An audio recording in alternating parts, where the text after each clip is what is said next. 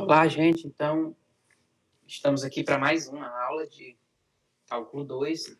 Essa é a nossa última aula, tá? Então, ao passo que me despeço de vocês dessa disciplina, né? Peço que tenham um pouco de paciência, que eu estou corrigindo as atividades na medida que vocês estão enviando, tá?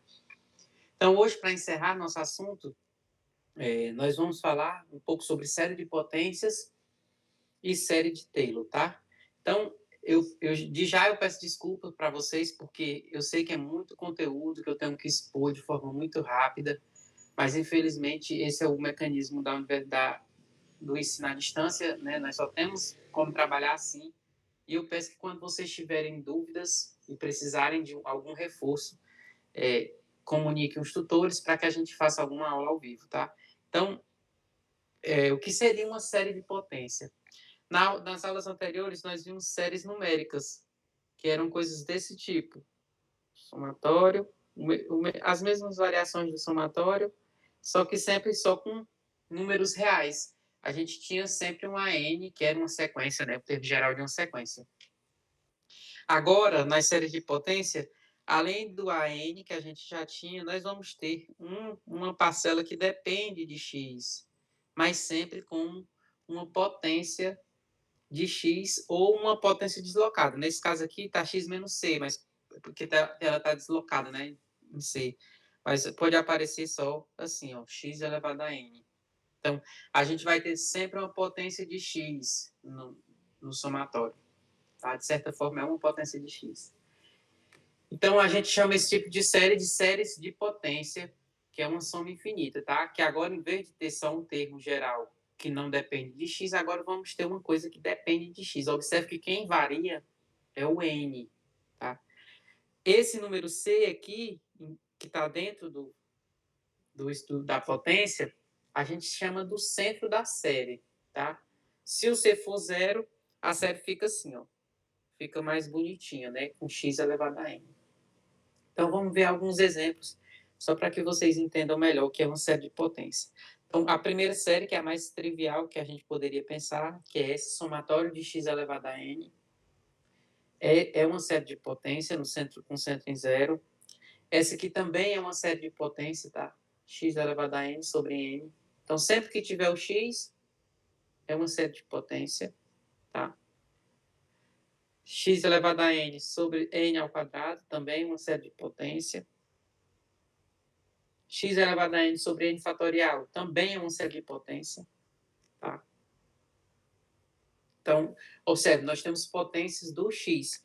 Ah, professor, e apareceu, por exemplo, o somatório do ln de x sobre n. Vou botar assim. Sobre n.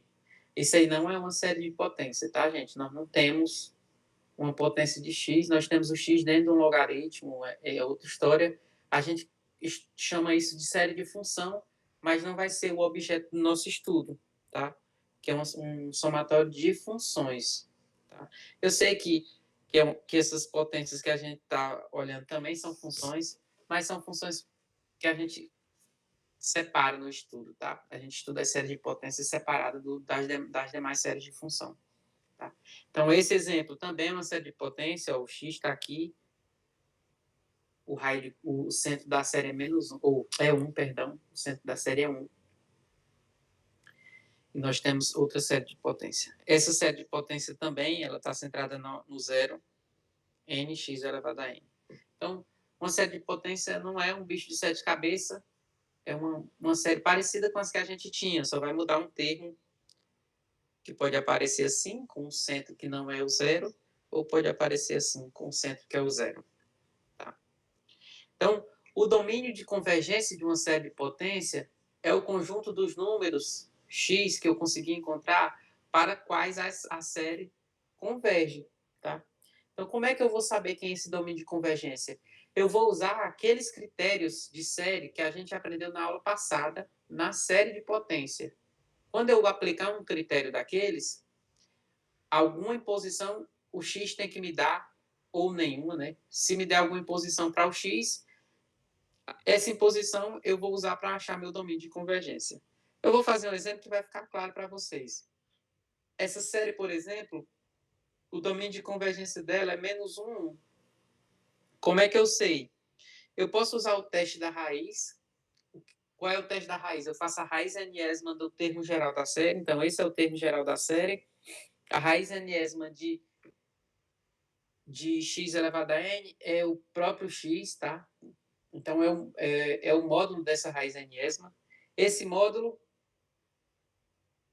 o limite, quando ele vai para o infinito, do módulo da raiz n-ésima de x elevado a n, dá só o módulo de x, tá? Porque os n's cancelam. Pelo critério da raiz, essa série converge se esse limite for menor que 1, tá? Se o limite for menor que 1. Então, o que é que isso aqui quer dizer, em termos de intervalo? Que o x está entre 1 e -1. Então, só apliquei o teste da raiz. Podia ser o teste da razão também dá certo. Então, o que é que a gente faz? A gente encontra primeiro esse intervalo e depois a gente testa os extremos para ver o que é que vai dar. Então, eu vou testar no x igual a 1. Se eu substituir o x igual a 1, fica o somatório de 1. E essa série diverge porque o termo geral dela não vai para zero. Então, na aula passada, a gente tinha um critério que era necessário, mas não era suficiente. Para uma série convergir, é necessário que o termo geral vá para zero. E o termo geral dessa série aqui é 1. 1 não vai para zero. Então, essa série diverge. E se a gente substituir o x igual a -1, a gente fica com essa série, que também diverge. A gente, inclusive, tentou somar ela na aula passada, tá? Pelo mesmo critério, o termo geral não vai para zero. A gente não consegue somar ela. Tá? Então, de fato, o domínio de convergência vai ser só o x entre -1 e 1. Então, eu substituo os extremos porque esses extremos eles sempre podem nos enganar. Essa série, por exemplo, ela possui domínio de convergência -1 menor ou igual que x, menor estrito do que 1. Como é que eu faço ela? Eu posso fazer o teste da razão. Então, eu divido a n mais 1 pelo AN, né? Então, eu vou fazer o AN mais 1. E eu vou dividir pelo AN. Então, como eu vou dividir, eu já vou multiplicar pelo inverso logo, que fica mais fácil de eu trabalhar.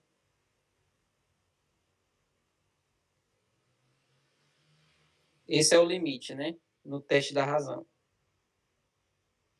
Então, a gente pode simplesmente separar assim, ó, o limite, um x já vai sair, o módulo de x já vai sair, tá? Por quê? Porque vai ficar xn mais 1 sobre x elevado a n, fica só x, o x não depende de n, eu vou tirar fora do limite, o módulo de x já tirei do limite, e fica n dividido por n mais 1. Isso aqui é 1, ou seja, dá módulo de x. Para que isso convirja, eu tenho que ter menor do que 1. Esse limite tem que ser menor do que 1. Logo, trocando em miúdos, o x fica entre 1 e -1. Agora eu tenho que substituir os extremos para ver o que é que vai dar. Tá? Então, eu vou botar esse pedacinho aqui. Isso aqui é a mesma coisa que o x entre -1 e 1. Essa condição. Vou apagar essa seta. Agora eu vou substituir nos extremos. Se o x for -1, a série fica qual? Ficamos com essa série aqui. -1 elevado a n sobre n. N igual a 1 até o infinito. Essa série, gente, a gente mostrou na aula passada que ela converge pelo critério de Leibniz.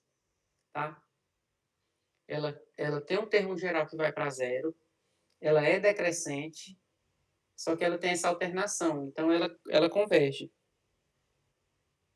pelo critério de Leibniz. Tá? Já se o x for igual a 1, a gente fica com a série harmônica. E a série harmônica a gente sabe que diverge. Então, observe. O domínio de convergência dessa série ficou um igual num lado e o menor estrito do outro. Olha que legal. Tá? Existe essa necessidade de substituir nos extremos, porque eles podem nos enganar no teste. Tá? Então, essa outra série ela possui esse domínio de convergência. Tá? Eu vou deixar essa como exercício para vocês. Lá vai ficar na lista de exercícios, na verdade, na prova. Essa série aqui, se a gente fizer o teste da razão, a gente vai ver que para todo x ela vai convergir. No teste da razão, C vai dar sempre menor do que 1. Tá? O limite do teste da razão vai dar sempre menor do que 1. Então, ela vai convergir para qualquer x. Tá? Então, é uma série bem legal. Esse exemplo aqui possui esse domínio de convergência. Esse eu vou fazer, tá? Vamos fazer esse. Então, vamos usar o teste da razão, tá? Se a gente usar o teste da razão, o limite vai ficar assim. Eu vou primeiro botar o n mais 1, vai ficar assim, ó. X menos 1 elevado a n mais 1. N mais 1, 2 elevado a n mais 1. Como eu tenho que dividir pelo AN, eu vou multiplicar logo pelo inverso. Então, vai ficar assim. N, 2 elevado a n. X menos 1 elevado a n. Já tem algumas coisas que vão conseguir sair. Por exemplo, vai sair um 2. 2 não, 1 meio, perdão. Vai sair 1 meio. Por quê? Porque eu tenho 2 elevado a n dividido por 2 elevado a n mais 1. Fica só 1 meio. Eu vou tirar fora do limite. X menos 1 elevado a n mais 1, quando eu dividir por x menos 1 elevado a n, vai ficar só x menos 1. Então, eu vou tirar ele em módulo lá de dentro do limite. Vai ficar o limite de n sobre n mais 1, que nem o exercício anterior. Tá? Porque só vai ficar, de fato, n dividido por n mais 1. Que é 1. Esse limite eu não vou nem botar. Então, isso aqui tem que ser menor do que 1. Ou seja, o módulo de x menos 1 tem que ser menor do que 2.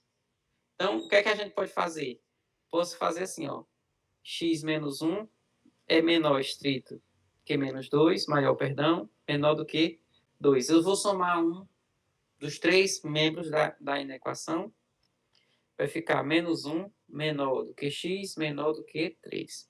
Então, eu tenho esse domínio aqui, mas eu tenho que testar os extremos. Observe que, como eu já dei a resposta, quando eu testar o menos 1 vai dar uma coisa legal, mas quando eu testar o 3 não vai ser muito interessante. Quando eu testar o menos 1,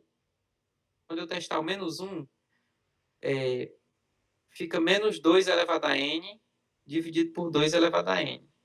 Então, vai ficar assim, ó. Se o x for igual a menos 1, fica o somatório. Menos 1 fica menos 2 elevado a n.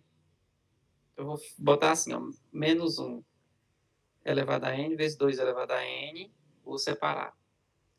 N sobre 2 elevado a n. Então, esse aqui vai embora com esse, fica aquela série que a gente acabou de usar. É a alternada da harmônica. Ela converge. Se a gente substituir o x igual a 3, a série que vai ficar vai ser... De novo, apertei. Fica 3 menos 1 dá 2. Fica 2 elevado a n dividido por 2 elevado a n vezes n. Então, fica 2 elevado a n em cima, n, 2 elevado a n. Eu cancelo esse 2 elevado a n com esse 2 elevado a n. De novo, vai ficar a série harmônica, que diverge. Então, olha que legal. Nós temos que testar os extremos. Tá? O intervalo de convergência de uma série de potência é o intervalo aberto que resulta do domínio. Tá? Então, de primeira mão, a gente consegue o intervalo de convergência. É o intervalo aberto. A gente desconsidera logo os extremos. Depois que a gente busca o domínio. Tá? Então, para os exemplos anteriores, os intervalos de convergência são os mesmos intervalos do domínio, só que agora eu vou apagar o igual. Tá? Então, os intervalos de convergência não tem como errar, né? Já que eu não preciso testar os extremos. Eu sempre vou deixar aberto. Então, esses são os intervalos de convergência de todos os exemplos que eu listei até agora. tá? Algumas propriedades a série de potência herda também. Então, antes de elencá-las, eu vou falar do que é uma função ter desenvolvimento em série de potência. Imagine que você tem uma função e a gente diz que ela tem desenvolvimento em série de potência no intervalo C menos E e C mais R. Observe que esse C é o centro da série e esse R é o que seria o raio de convergência. Porque se você olhar com carinho, quando você acha aquele intervalo, o centro da série está ali no meio. E tem um pedaço para frente do centro e um pedaço para trás do centro, que seria esse raio de convergência. Então, a gente diz que ela tem desenvolvimento em série de potência, ou ela é desenvolvível em série de potência, quando existir esse centro e esse raio e constantes de A0 até N, que eu consigo fazer assim. O F vai ser escrito, de fato, como uma soma com uma série de potência. Tá? Então, tem funções que a gente consegue escrever com uma série de potência. Por exemplo, essa função aqui, f de x igual a 1 sobre x, ela tem um desenvolvimento em série de potência. Tá? Ela é desenvolvível em série de potência. Não? Tá? Por quê? Porque a gente até já viu que 1 sobre x é nada mais nada menos do que essa soma aqui, ó, que é a soma infinita dessa potência se o x em módulo for menor do que 1. Tá? É uma série geométrica de uma PG, né? Uma PG com a razão menor do que 1. Então, se a razão for menor do que 1, de fato, a soma dá isso, e essa função é 1 sobre x, ela tem esse desenvolvimento em série de potência. Tá? Isso é muito interessante. E algumas propriedades a gente pode trazer para essas das séries reais, de números reais, para as séries de potência, e além delas, das propriedades que a gente já traz das séries de números reais, a gente tem algumas duas, na verdade, que são um pouco mais interessantes porque a gente usa derivada integral nelas. Tá?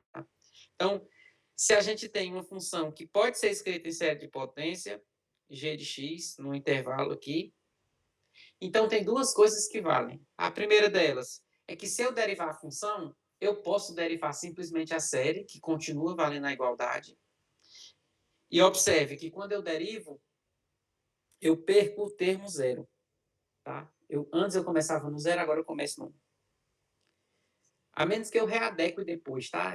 A gente pode mudar os índices da série, se quiser.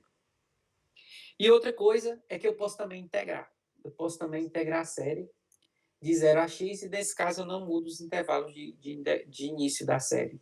Tá? Então, integrar a função é integrar termo a termo da série, derivar a função é derivar termo a termo da série. Tá? Então, é uma coisa muito interessante. Isso me dá muita bala para tirar. Por quê? Porque a partir de uma série que eu já conheço, eu posso encontrar outras séries de potência. Então, eu trouxe uma sequência de exemplos só para mostrar para vocês como esse estudo pode ser interessante. A gente sabe que a 1 sobre x é esse somatório. Tá? A gente já conhece de outros carnavais, né? Da aula passada. Tá? Isso se o módulo de x for menor do que 1. Então, se no lugar de x eu substituir por menos t, eu fico, em vez de 1 sobre menos x, fica 1 sobre mais t, porque eu substituo o x por menos t. Legal. Então, se eu substituir a esquerda, eu tenho que substituir a direita. E olha, eu fico com outra série. Então, eu já achei a série agora para 1 dividido por 1 mais t. Eu só tinha 1 dividido por 1 mais x. Agora eu tenho de 1 dividido por 1 mais x, se eu quiser, né? A variável muda.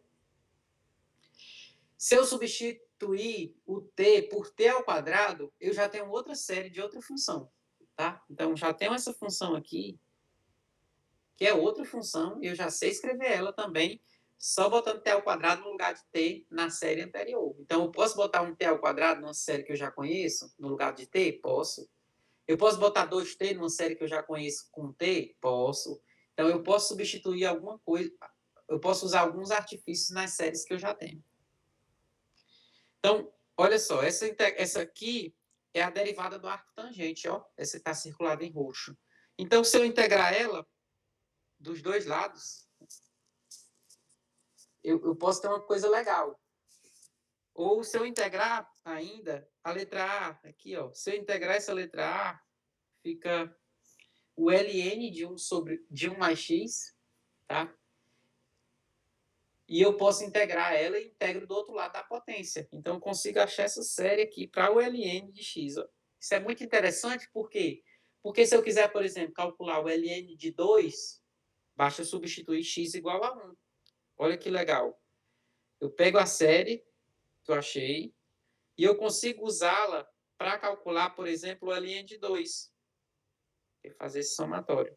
Então, eu posso usar essas séries para fazer aproximações numéricas de números irracionais ou de números que eu não sei calcular na mão, tá? Então, isso é muito interessante. Se eu integrar a letra B, lá, que eu falei, que aquela função era a derivada do arco tangente, então, se eu integrar ela, eu encontro o arco tangente. Ou seja, eu consigo encontrar o arco tangente como uma série de potência. E, de novo, eu posso usar esse argumento para calcular, por exemplo, π sobre 4, que é o arco tangente, é o arco cuja tangente é 1. Tá? Então, eu consigo encontrar números irracionais como uma série, usando esse argumento de séries de potência. Isso é muito interessante. Uma pergunta que não quer calar, que pode surgir naturalmente é: professor, eu só vou conseguir encontrar a série de potência dessas funções que o senhor já começou com alguns arranjos?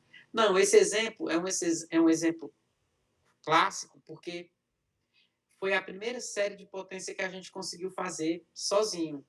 Então, existem uma outra maneira de encontrar séries de potência das funções. E a gente vai fazer isso a partir de agora, que a gente vai definir o que são séries de Taylor.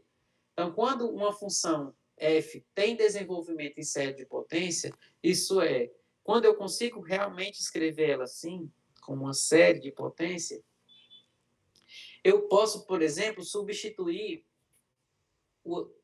calcular o f de c, que é um C que eu quero que seja o centro. Né?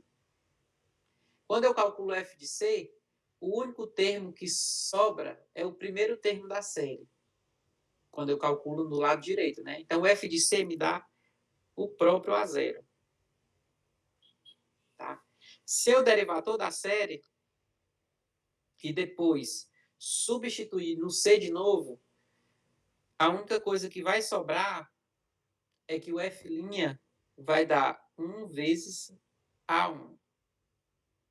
E eu posso seguir analogamente. Ó, eu posso calcular o f duas linhas e, de novo, substituir no C e encontrar que o f duas linhas é 2 vezes 1 vezes A2.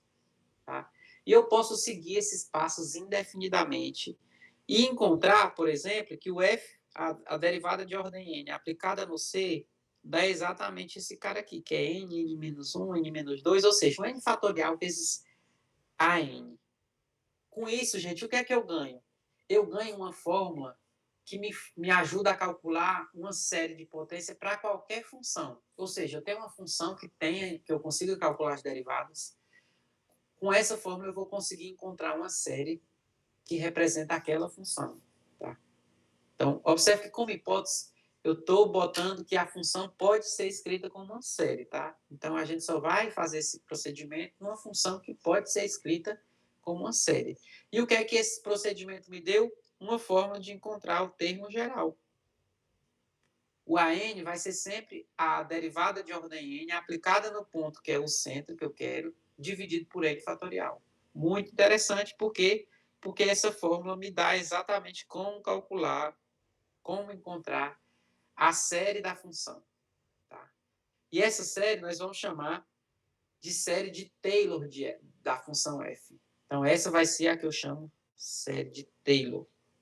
Série de Taylor da função f. Em particular, se eu escolher o centro da série como sendo o zero, nós vamos chamar essa série de Maclaurin. Tá?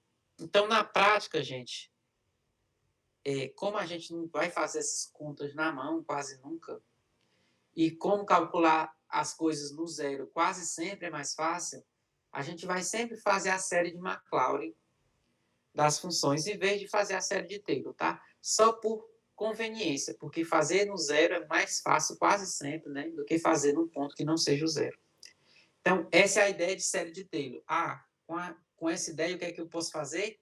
Eu posso pegar uma função e escrevê-la como uma série de potência.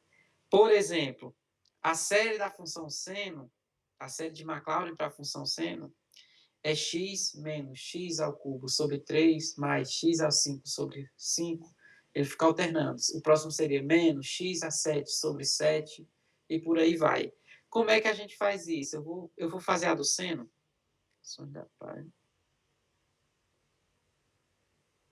Só para vocês entenderem mais ou menos. Então, a função em questão é o seno de x. Então, a gente começa calculando o A0. Quem seria o A0? É o F no zero. Porque eu escolhi a série de Maclaurin, tá, gente? A série de Maclaurin é que o centro da série é o zero. Então, seno de zero dá zero. Vamos para o A1. O A1 é quem? É o F' aplicado no zero, dividido por 1 fatorial. A derivada do seno é o cosseno. Vamos calcular aqui o F'.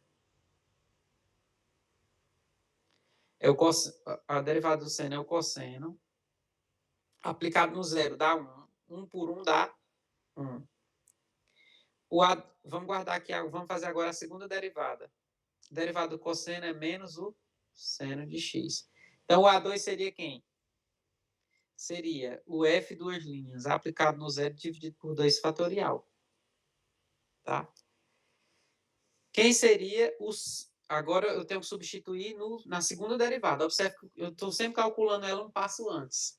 A segunda derivada no zero dá o próprio zero, porque o seno no zero é zero. Então, menos o seno também. Então, zero. Vou calcular logo a terceira para usar no próximo passo. Derivada de menos o seno dá menos o cosseno de x. Então, quem seria o A3? Seria o F, 3 linhas, aplicado no zero, dividido por 3 fatorial. Fica menos 1 sobre 3 fatorial. Vamos calcular o F4 da seno. Então, quem seria o A4? Seria o F4 aplicado no zero, dividido por 4 fatorial. Isso aqui dá zero. Observe que ciclou. O A4, ele usou a mesma função que o A0 usou para calcular. Ciclou. O que é que isso quer dizer? Que nós vamos ficar com o seguinte ciclo.